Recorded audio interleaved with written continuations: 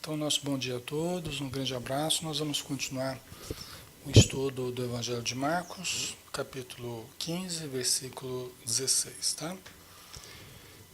Martírio e crucificação. Os soldados o conduziram para dentro do pátio interior, que é o pretório, e convocaram toda a corte. Vestem-no de púrpura e, trançando uma coroa de espinhos, colocam ao redor nele e começaram a saudá-lo. Salve, rei dos judeus! Batiam na cabeça dele com o caniço, cuspiam nele e, colocando-se de joelhos, o reverenciavam. Depois de o terem ridicularizado, despiram-no da púrpura, vestiram-lhe sua veste e o conduziram para fora para que o crucificassem. Requisitam um certo Simão Cireneu. Essa parte aqui a gente já fez mesmo, né? Essa aqui a gente já fez, esse tópico aqui a gente já fez.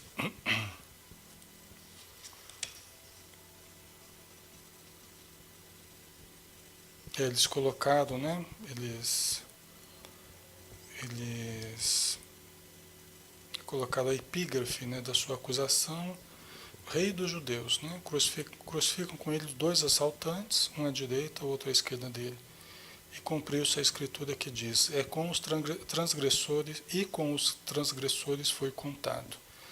Os transeuntes o insultavam, meneando suas cabeças e dizendo: tu que destróis o santuário, edificando-o em 3 dias, salva a ti mesmo, descendo da cruz.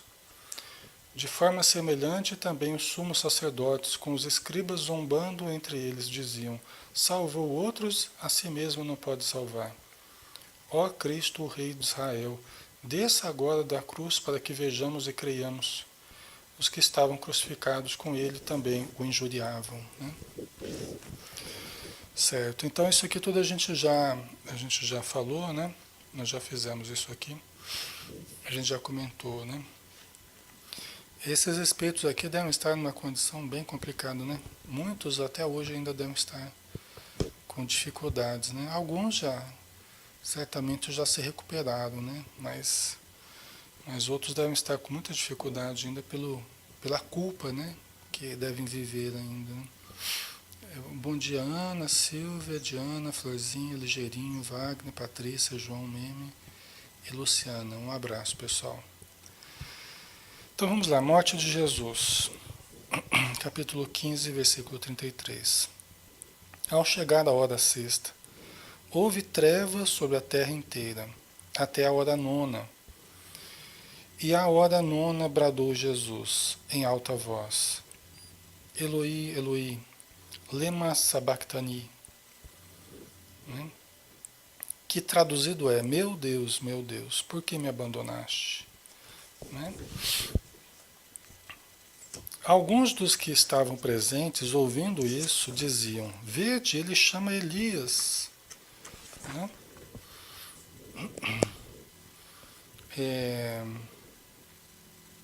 Aí tem uma nota aqui, né? Quando ele fala, meu Deus, por que me abandonaste, né? Referência ao Sinédrio, Tribunal de Israel. Marcos substitui o nome comum desse tribunal, Sinédrio, por outra palavra, talvez para facilitar. Não, isso aqui está errado. Não, peraí. Não. É uma nota que não tem nada a ver aqui. Desculpa, pessoal. Então vamos lá. Meu Deus, por que me abandonaste? Alguns dos que estavam presentes, ouvindo isso, diziam: vede, ele chama Elias. Alguém correndo, enchendo uma esponja de vinagre, colocando-a em volta de um caniço, dava-lhe para beber, dizendo: deixa, vejamos se Elias vem tirá-lo. Então, na verdade, aqui, né, é lógico que Jesus não estava falando, ele não estava reclamando, né? Lógico que ele não estava reclamando com Deus: Senhor, por que me abandonaste? Como se Deus o tivesse abandonado, né? Nós sabemos que Deus nunca abandonou Jesus, assim como nunca nos abandona, né? Um segundo em que nós não estivéssemos sob os cuidados de Deus, nós simplesmente deixaríamos de existir, né? Porque nós estamos mergulhados em Deus o tempo todo, né? A sua misericórdia, sua justiça, o seu amor, né? Então é certo que Jesus não estava falando propriamente de um abandono de Deus, como se a crucificação fosse Deus abandonando Jesus, né? Isso é inadmissível, né? Então não era isso, Jesus estava fazendo referência às profecias, né? Muitas das passagens que Jesus, muitas das frases que Jesus falou, pontualmente eram pontes de conexão com o Antigo Testamento. Até para dizer que olha como está conectado uma coisa com a outra. Jesus mesmo chegou a dizer, né, eu não vim destruir a lei, mas eu vim fazer com que ela se cumpra. Né? Então, Emmanuel também fala que existe uma conexão, uma perfeita conexão entre o Novo e o Antigo Testamento. Né? Então, nós precisamos estudar isso com o tempo, né? Especialistas aí também desenvolverem um raciocínio em torno do Antigo Testamento. Né? Existe a ciência secreta dos judeus, que é cheia de códigos, né? Até o Emmanuel fala a respeito desses códigos. Né? Não é fácil a gente estudar o Antigo Testamento, porque tem toda uma simbologia, tem todos os códigos. Né?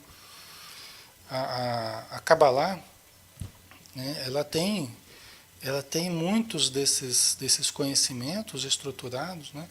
Para fazer a leitura do Antigo Testamento. Né? A Kabbalah ela tem esses códigos aí. Né?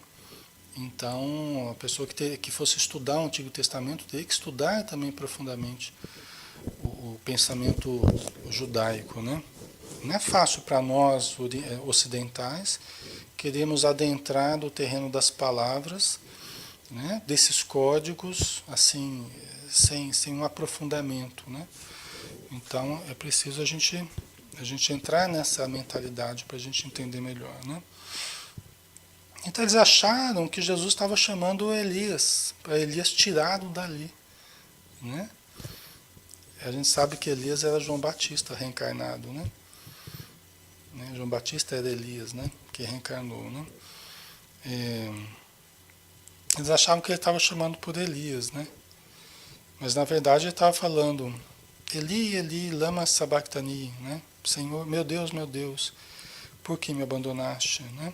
Fazendo referência ao Antigo Testamento.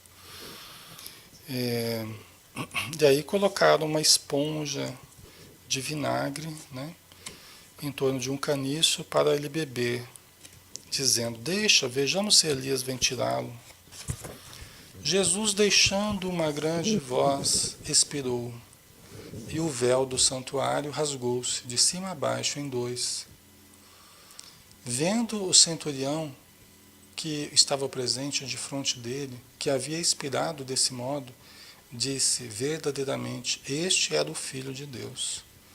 Estavam também ali mulheres, contemplando de longe, entre as quais também Maria Madalena, Maria, mãe de Tiago Menor, e mãe de José, e Salomé, as quais o seguiam e o serviam quando ele estava na Galileia, e muitas outras que haviam subido com ele para Jerusalém. Né? Interessante é que aqui neste momento, né, a gente não vê referência a Maria, a mãe de Jesus. Né?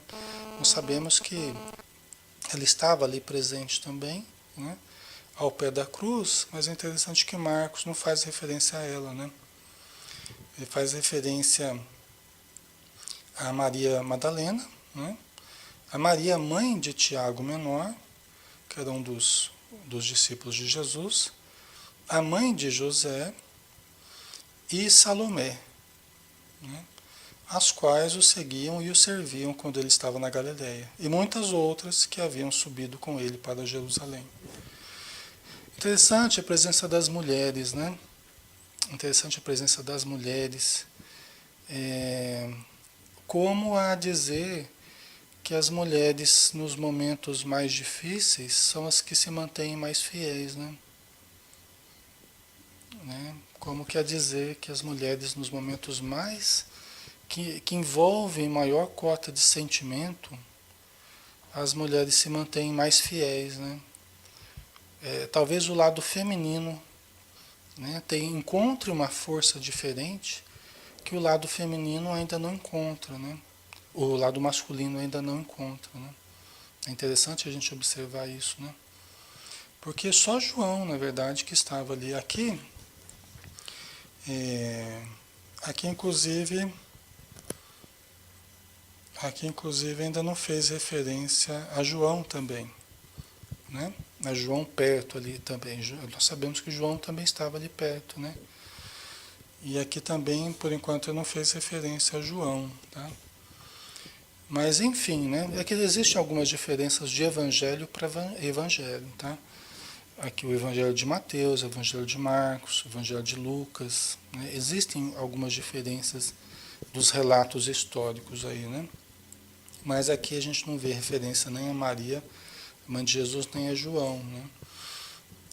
Mas a gente vê a presença das mulheres, né? O elemento feminino nos chama a atenção aqui, né? A importância desse sentimento feminino, a importância desse lado feminino nosso, né? Com capacidade de sentir. O homem, muitas vezes, ele não se permite sentir, entrar em contato com o seu sentimento, né? Interessante a gente fazendo aqui uma ponte. Quando a gente pega o Antigo Testamento, o Gênesis, né, a gente já até falou sobre isso, o Adão e a Eva, né, que a serpente teria teria dado o fruto da árvore do conhecimento do bem e do mal para a mulher. A mulher ofereceu para o homem, né? Como querer dizer que a mulher ela tem essa capacidade mais profunda de buscar o conhecimento, é o lado feminino. Aqui, se a gente for olhar no nosso estudo aqui, nós vamos ver 90% de mulheres, né? É o que a gente encontra geralmente, né? É o que a gente encontra nos cursos de autoconhecimento. A gente encontra geralmente aí essa proporção, 80%, 90% de mulheres, né? Enquanto os homens estão mais voltados para coisas de fora, né? Para atividades mais práticas e para fora, né? Então, uma coisa que chama a atenção da gente aqui. Aí a gente entra no último tópico deste evangelho, evangelho de... não é o último tópico não. Aí depois tem mais um trecho aqui. Então vamos lá. O sepultamento. Quando já havia chegado o fim da tarde, visto que era preparação, isto é, véspera do sábado, vindo José de Arimateia, respeitável membro do concílio, que também estava aguardando o reino de Deus, ousando, dirigiu-se a Pilatos e pediu o corpo de Jesus. Então José de Arimateia, que era um personagem bastante simpático a Jesus, né? Estava aguardando o reino de Deus, né? Ele era membro do concílio, respeitável, era uma autoridade ali na época, né? Mas ele sabia dar o valor devido a Jesus, né? E aí, então, quando já o final da tarde, né? Véspera do sábado, vindo José de Arimateia, respeitável membro do concílio que também estava aguardando o reino de Deus, ousando, dirigiu-se a Pilatos e pediu o corpo de Jesus. Então ele foi pedir o corpo para que pudessem sepultá-lo, né? Pilatos admirou-se de que ele já estivesse morto e, chamando o centurião, interrogou-o se ele morrera há muito tempo. Informado pelo centurião, deu o corpo a José. Então aqui tem até aquela história que a gente viu no Evangelho de Mateus, que os fariseus eles pediram que montasse guarda no túmulo que Jesus fora colocado, né? Que fosse montado guarda, para que não acontecesse de sumir o corpo e o pessoal transformasse o Jesus num mito, né? Porque ele tinha falado que que ele voltaria, não sei o que. Então os fariseus estavam preocupados até com isso, né? Pensou que coisa, né? Eles estavam preocupados que Jesus sumisse, né? E aí, se vocês se lembrarem, né? Só fazendo uma referência rápida ao Evangelho de Mateus, realmente os guardas ficaram ali, mas houve aquele fato lá do corpo desaparecer, né? Houve aquele fenômeno lá de surgir anjo, né? Espírito apareceu e os soldados viram tudo, né? Então foi bem interessante o fenômeno que houve ali, né? E acabou acontecendo tudo que os fariseus temiam, né? O corpo acabou sumindo e é insegurança, né, Maria? É exatamente, a insegurança deles, né? Então o José de Arimateia foi pedir o corpo de Jesus, né? E chamando o centurião, interrogou-o se ele morrera há muito tempo. Informado pelo centurião, deu o corpo a José de Arimateia, né? Após comprar lençol de linho fino, tirou, envolveu-o com o lençol e o colocou em um sepulcro, que fora escavado na rocha, e rolou uma pedra sobre a porta do sepulcro. Maria Madalena e Maria, mãe de José, contemplavam onde ele foi posto. Né? A mãe de José aqui, eu tenho a impressão que é a Maria, mãe de Jesus, eu acho. Né? Aqui deve ser, aqui não tem nada, não tem nenhuma nota falando aqui, mas eu tenho a impressão que é que Jesus tinha irmãos, né? Então talvez fosse, eu não sei, não saberia dizer, que não tem referência nenhuma aqui, tá? Então, elas observavam onde ele foi colocado, né? Passado o sábado, Maria Madalena, Maria, mãe de Tiago e Salomé, compraram aromas para que fosse ungí-lo.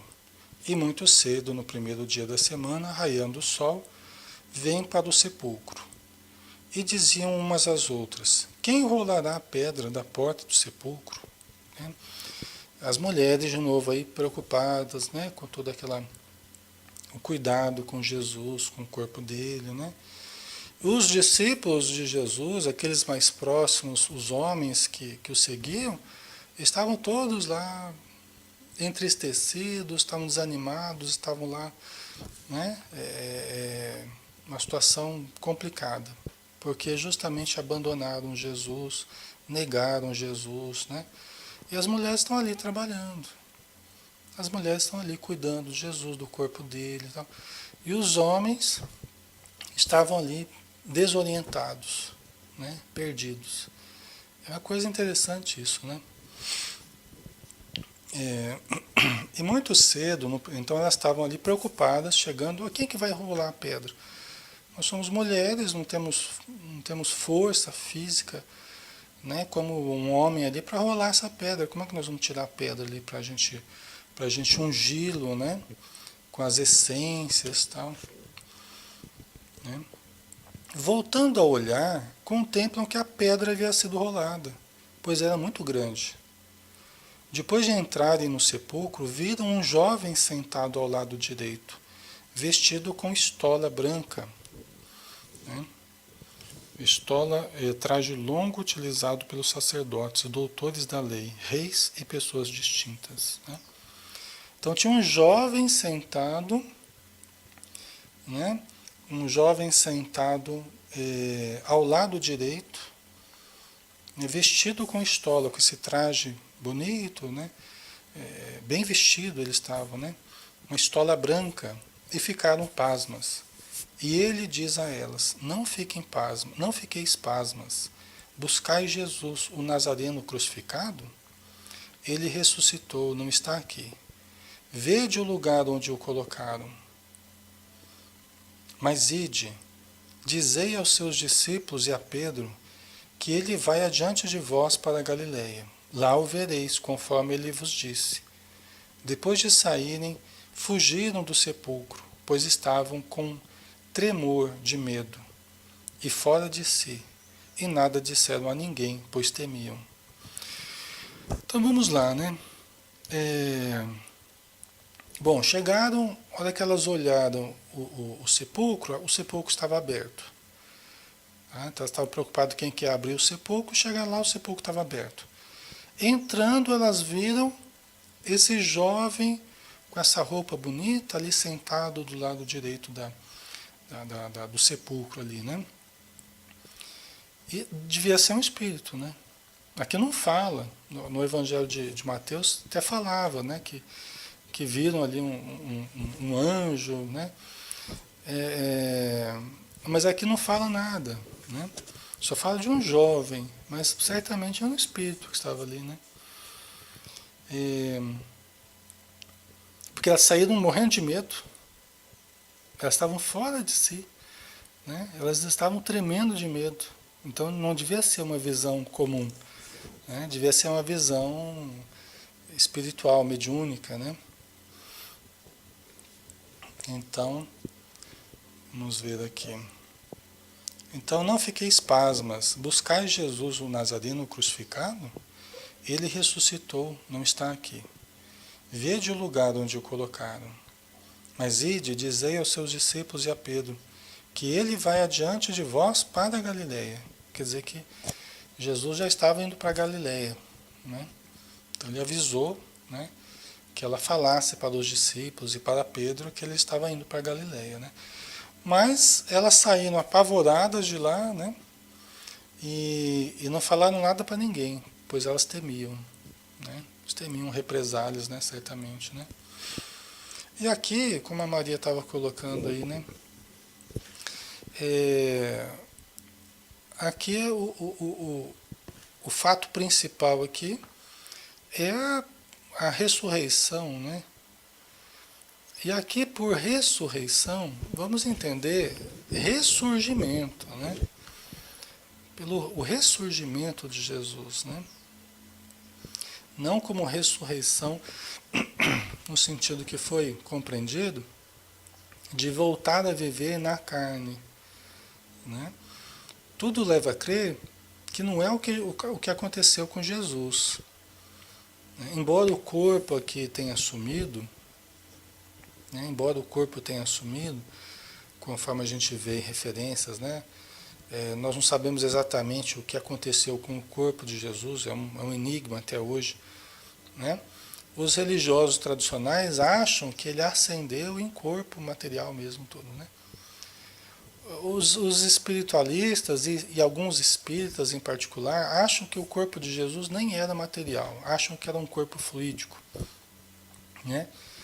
O que nós não acreditamos particularmente, assim, que era um corpo fluídico. É lógico que devia ser um corpo diferenciado, né?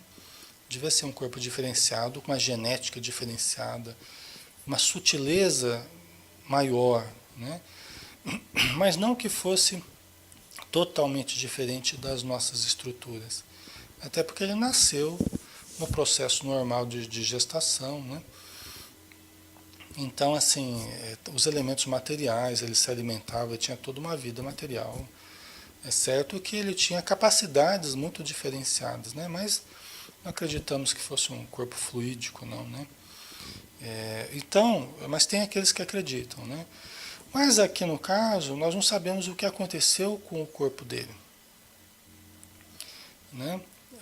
A Maria está dizendo, algumas pessoas falam que ele desintegrou, principalmente aqueles que falam que era um corpo fluídico, né?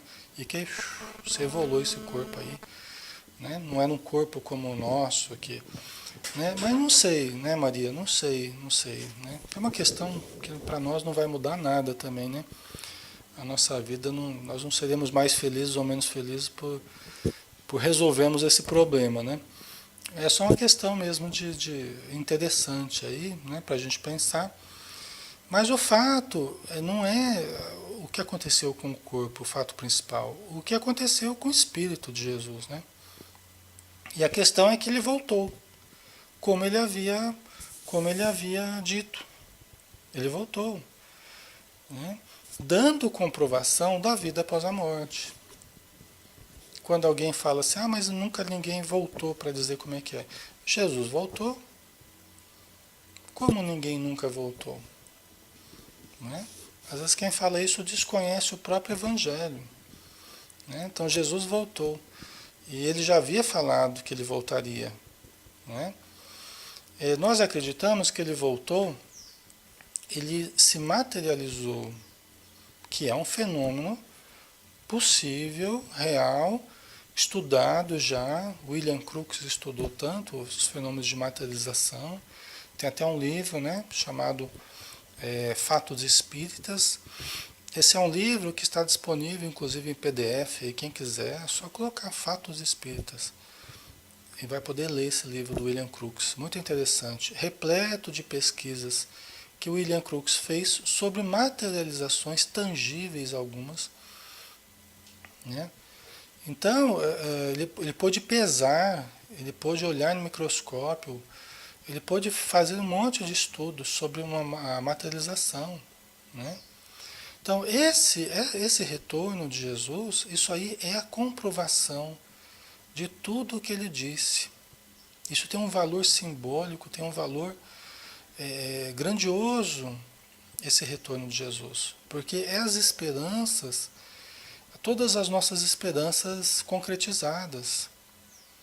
Né? Todas as bem-aventuranças, né? Para as pessoas não temerem, as pessoas não chorarem, aqueles que chorarem serão consolados, e os que forem perseguidos. Por quê? Porque a felicidade não será deste mundo completamente do jeito que a gente quer. Então nós encontraremos muitas das compensações na vida espiritual. Né? Então ele veio para dar mostras disso e para demonstrar que ele venceu a morte, e que ele venceu o mundo, e que podiam fazer o que queriam com o corpo dele, mas nunca com a alma dele. Por isso até que ele falava assim: não temei aquele que pode matar o corpo, temei antes aquele que pode rebaixar a alma. Né? Mas aquele que mata o corpo, ele não atinge a alma, a não ser que a gente permitir. Né? Exatamente, Grace, ele mostrou essa possibilidade, né? de contato, inclusive, com os espíritos. Né? Ele mesmo fez esse contato quando encarnado, e depois ele também se comunicou. Né? Então, bem interessante. Né? Aí, aparições de Jesus. Né? Aí o próximo tópico aqui. Agora é o último mesmo, é o último desse evangelho, pessoal. Aí a gente acaba.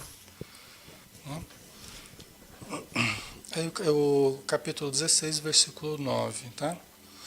Levantando-se muito cedo no primeiro dia da semana, apareceu primeiro para Maria Madalena, de quem tinha expulsado 7 daimones, ou 7 demônios, né? Que eram os espíritos que estavam obsediando Maria Madalena, né? Nas suas funções sexuais. Né? Pelo que a gente compreende, né?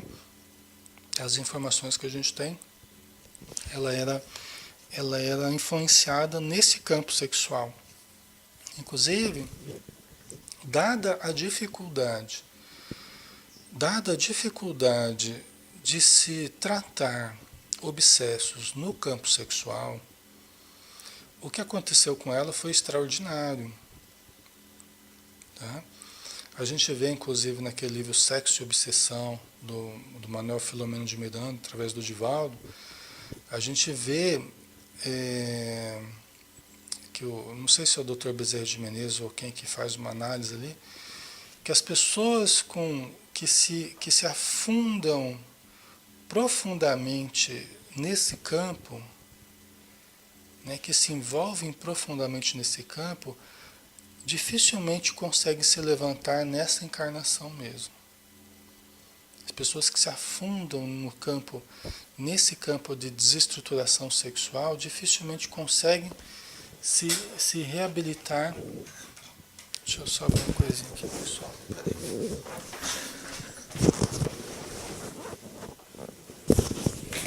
Só um instantinho.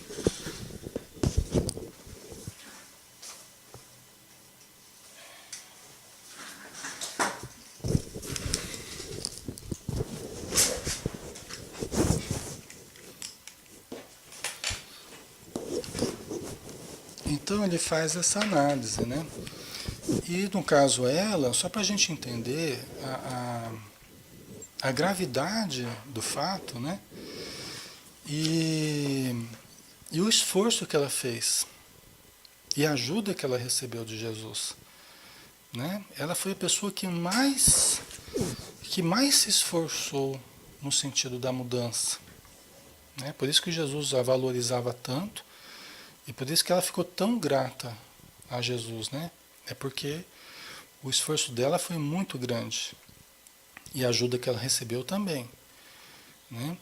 Então, nesse campo é difícil porque mexe com forças essenciais nossas, né? E é um tipo de obsessão que é de difícil tratamento, porque o próprio encarnado ele se encarrega de manter essas ligações, né? Pelo prazer que ele obtém, né? Pelas ligações que são feitas, o plasma da energia sexual é um plasma, né? Que uma vez que é feita essa ligação com espíritos dessa ordem, é de difícil tratamento, né? Então, ele valorizava muito o trabalho dela, né? Tanto que foi a primeira pessoa para quem Jesus apareceu foi para Maria Madalena, né? Ele tinha expulsado, né? Tinha tratado dela, a obsessão que ela sofria, 7 espíritos, né? Imagina que era uma obsessão grave, né? E ela, depois de partir, relatava aos que, aflitos e chorando, estiveram com ele. Eles, ouvindo que vive e foi contemplado por ela, não acreditaram, né? Aí entra o preconceito, a visão machista da época, né? E quando ela falou que Jesus tinha aparecido para ela, aí eles não acreditaram, né? Por que aparecer para ela justamente uma mulher uma mulher da vida aí, né? E os discípulos eles não aceitavam muito bem a presença de Maria Madalena. Eles não aceitavam muito bem. Aliás, não deviam aceitar muito bem, acho que nenhuma das mulheres que acompanhavam Jesus. Porque as mulheres, dentro da crença deles, do radicalismo dos judeus ali, não era. A mulher não fazia parte das tradições religiosas como o homem, né? Era uma crença bastante ligada ao lado masculino, né? Então, e Jesus incluiu essas mulheres, né? Dentro dos ensinamentos, da convivência. Jesus foi o primeiro defensor aí das mulheres, né? Propriamente na religião, nos aspectos mais religiosos. Jesus foi o primeiro, talvez, aí, a incluí-las de uma forma mais intensa, né?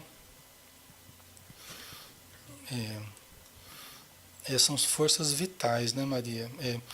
E que, inclusive, costumam levar a pessoa à loucura.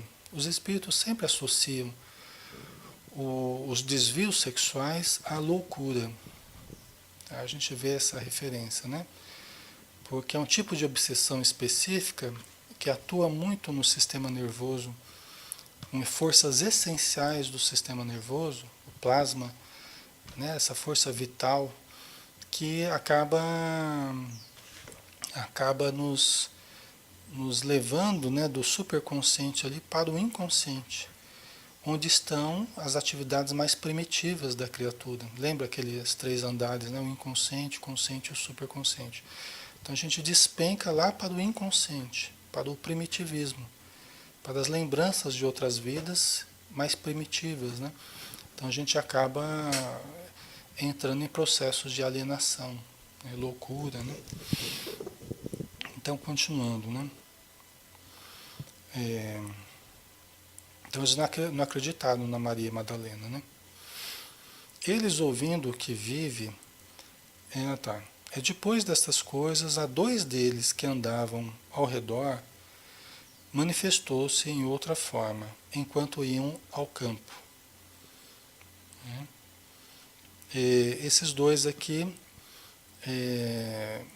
eles estavam caminhando de uma cidade para outra quando eles perceberam, né, que aqui não fala direitinho assim, tem outros evangelhos que falam melhor, né? E aí eles perceberam a presença de uma pessoa caminhando com eles e começou a conversar com eles, né? Eles perceberam que a pessoa conversava de uma maneira diferente e tal, né? E eles estavam gostando da conversa da pessoa, né? Mas eles estavam com capuz, tal, eles não viram direito. E foram caminhando os três, né? E aí pararam para comer alguma coisa. E aí quando eles foram comer pão, no partir do pão, eles reconheceram Jesus. Jesus tinha uma maneira muito particular de partir do pão. E no partir do pão, eles reconheceram Jesus. Né? Muito interessante, inclusive, né? Deixa eu ver aqui. Eles, após partirem, relataram aos restantes. Nem eles acreditaram. Inclusive, esse partir do pão, Emmanuel faz até uma análise bem interessante sobre esse aspecto. E ele fala assim, olha, eles estavam gostando da conversa, a conversa estava boa, eles estavam sentindo que ardia o sentimento deles quando essa pessoa caminhava com eles e comentava algumas coisas, né? Mas a Emmanuel fala assim, mas as palavras não foram suficientes. Foi somente no partir do pão que ele foi reconhecido. Né? E Emmanuel faz uma analogia com a nossa vida hoje, que muitas vezes por nós falarmos as coisas, não será o suficiente, mas será na ação do partir do pão. Ou seja, né, nessa ação de fraternidade, de beneficência, de caridade, né, nessa ação de partir do pão que nós seremos reconhecidos. Emmanuel, né, faz essa análise. Eu acho bem interessante isso, né?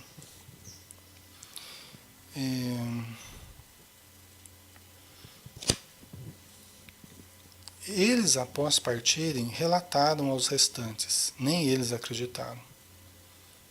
Né? Também esses dois que falaram, né, eles também não foram acreditados, né? Os demais não acreditaram neles também. Por fim, enquanto os 12 estavam reclinados, manifestou-se e censurou a incredulidade e a dureza do coração deles, porque não acreditaram nos que o contemplaram erguido. Né? Quando os 12 estavam comendo, reclinados, né? Comendo ali sentados no chão, ali comendo, né? Ele manifestou-se. Aí Jesus se manifestou. Né? Deve ter aparecido ali. Manifestou-se, deve ter aparecido, né? No meio deles ali, os 12, né? No Evangelho de Mateus falava que o ambiente estava fechado ali, ele apareceu no meio, né? Então, manifestou e censurou a incredulidade e a dureza do coração deles.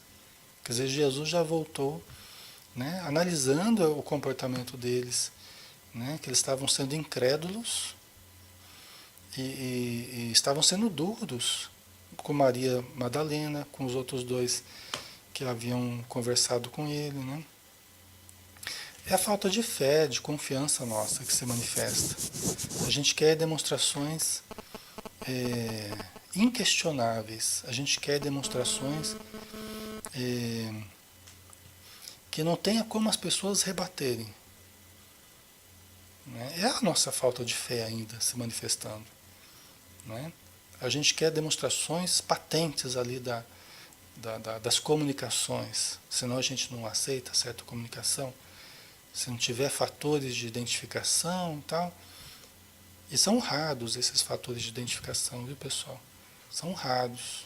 Até eu estava lendo ontem, eu estava lendo Evolução em Dois Mundos e o André Luiz falava justamente isso. Os fatores de identificação da vida após a morte são raros. Por quê?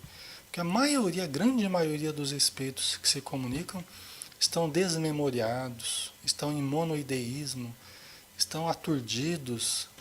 Né? Por isso que ele fala lá. Por isso que é tão raro os fatores de identificação. A maioria deles, dos espíritos que se comunicam, estão totalmente desarvorados, desmemoriados, desequilibrados. Né? Tá? Então, disse-lhes Indo ao mundo inteiro, proclamai o Evangelho a toda criatura. Quem crer e for batizado será salvo. Quem não crer será condenado.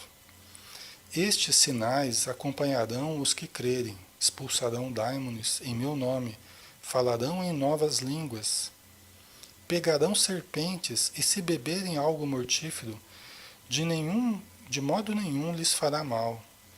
Se impuserem as mãos sobre enfermos, eles ficarão bem. Né? Então aqui Jesus estava dizendo, para vocês irem e falarem sobre o Evangelho. Né? E aí tudo isso que vocês fizerem, né? Vocês vão, se forem picados por serpentes não vai acontecer nada, se beberem veneno. Ele está dizendo que vocês vão ter uma proteção diferente. Vocês vão ter uma condição diferente das pessoas em geral. A gente sabe disso, né, pessoal? Né? A gente sabe que todas as pessoas que se envolvem no bem e que assumem responsabilidades acabam tendo todo um cuidado da espiritualidade diferente. Há coisas, às vezes, que fariam mal para outras pessoas, para a pessoa não faz mal. Né? Se ela se mantém reta no trabalho, né? Muitas vezes alguma coisa que geraria uma grande desestrutura acaba recebendo uma ajuda muito grande. O próprio Paulo de Tarso, né? Ele foi picado por uma serpente, todo mundo achou que ele ia morrer, ele não morreu. Né? Conseguiu se recuperar. Né? Então já aconteceu na história aí muitas coisas, né, que comprovam isso. Né? Aqui quando Jesus fala, né, quem crer e for batizado será salvo, quem não crer será condenado. Né? Aqui certamente, pessoal, Jesus não está falando de você batizar com a água, né, tirar o pecado original da pessoa. Não, Jesus não está falando a respeito disso, certamente. Jesus falava que ele ia passar por um batismo, ele próprio Jesus ia passar por um batismo. Qual é o batismo de Jesus? Batismo de fogo, né? O próprio João Batista falava, eu sou aquele que batiza com água, mas virá um outro que é maior do que eu, que batizará com fogo do Espírito.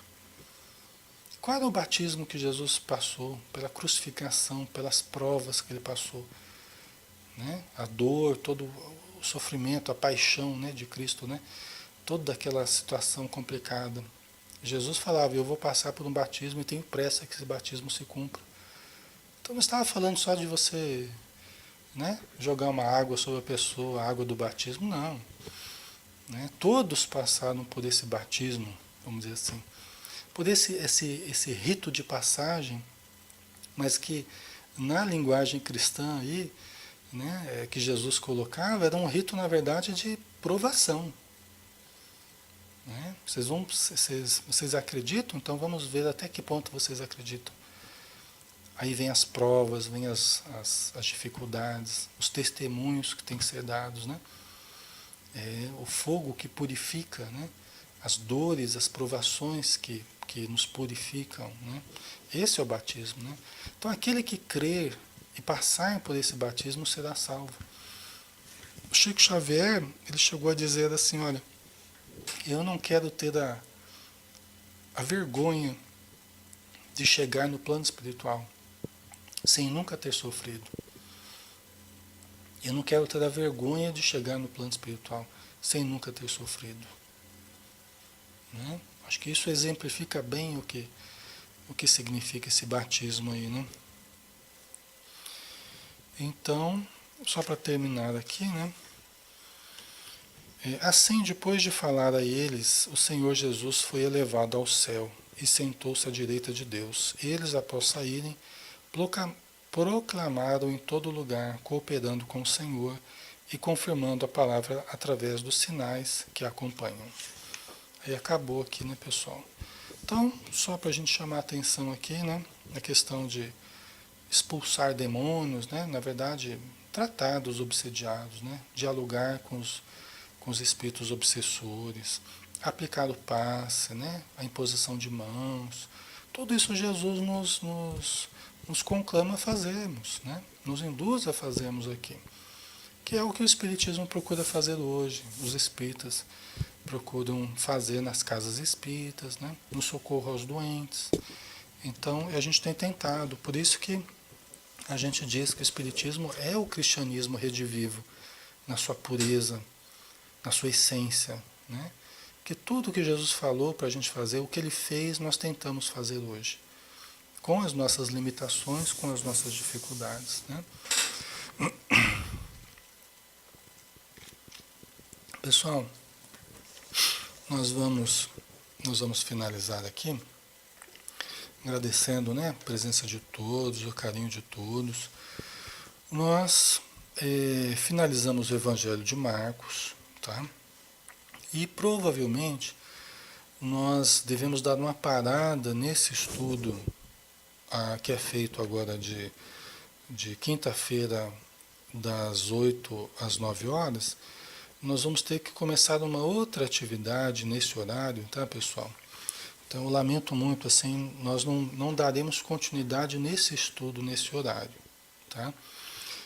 Vamos começar uma outra atividade doutrinária, que de importância também para todas as pessoas aí que participam conosco, mas que ficará inviável de nós fazermos esse estudo, tá? Não teríamos, não pararíamos se não fosse uma necessidade mesmo, né, para nós assumirmos uma outra atividade, tá? Então peço desculpa a todos e nós continuaremos a fazer os estudos no domingo, né, que nós temos feito. Nós temos feito o Evangelho de Mateus, né, no domingo, depois continuaremos com os outros evangelhos, né? Tem até ficado essa duplicidade, né? Na quinta-feira a gente tem feito, no domingo também. Então vamos racionalizar o nosso tempo, fazemos só no domingo. E esse horário da quinta-feira nós vamos reservar para uma outra atividade, tá? Então agradeço aí a presença de todos, o carinho, né? E o estímulo nesse estudo. Nós daremos uma parada agora, né? Aí tem o final de ano aí. Se formos continuar mais para frente, nós avisaremos vocês, tá bom? Então, muito obrigado, fiquem com Deus. Um grande abraço para todos. Nós vamos fazer a prece final então, né? Senhor Jesus, nós agradecemos imensamente o teu apoio, a tua ajuda para os nossos trabalhos.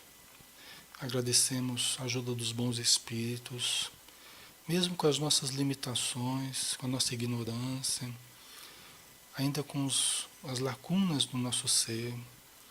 Nós nos sentimos muito felizes por podermos estudar o Evangelho, por aperfeiçoarmos um pouquinho mais a nossa visão sobre os ensinamentos que Tu nos deixaste, Senhor.